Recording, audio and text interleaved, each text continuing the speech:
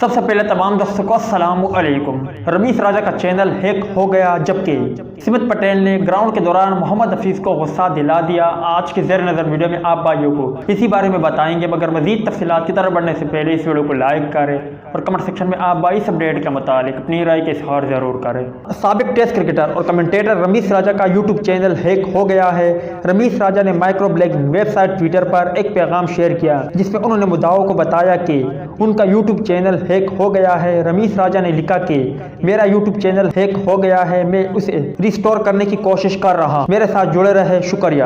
معروف کمنٹیٹر رمیز راجہ رمیز اسپیک کے نام سے یوٹیوب چینل چلاتے تھے، جس میں وہ کرکٹ سے متعلق مختلف موضوعات پر تبصرہ کرتے تھے۔ رمیز اسپیک کی تمام ویڈیو کو حذف کر دیا گیا اور چینل کا نام تبدیل کر کے ریکارڈ ڈاؤن فاؤنڈیشن کر دیا ہے۔ صارفین کی تعداد بھی 1.8 ملین سے کم ہو کر 1.48 ملین ہو گئی ہے، جبکہ دوسری جانب پاکستان سپر لیگ PSL کے 7ویں میچ میں لاہور قلندر اور ملتان سلطان کی ٹیمیں مد مقابل تھی، جس میں لاہور قلندر کو شکست کا سامنا کرنا پڑا۔ تاہم دوران میچ سمت پٹیل نے ان فارم محمد حفیظ کو رن آؤٹ کروا دیا، جس پر وہ انتہائی غصے کے عالم میں میدان سے باہر ہو گئے۔ جب محمد حفیظ رن آؤٹ ہوئے تو اس پر محمد حفیظ نے انتہائی غصے کے عالم میں 2 مرتبہ اپنا بیٹ زمین پر مارنے کی کوشش کی، مگر پھر کچھ سوچ کر ایسا کرنے سے باز رہے اور میدان کی جانب چل پڑے۔ محمد حفیظ پویلین کی جانب قدم بڑھا رہے تھے کہ سمت پٹیل نے انہیں کچھ کہنا چاہا، مگر محمد حفیظ اس قدر غصے میں تھے کہ انہوں نے سمت پٹیل کی جانب دیکھا بھی نہیں اور پویلین لوٹ گئے۔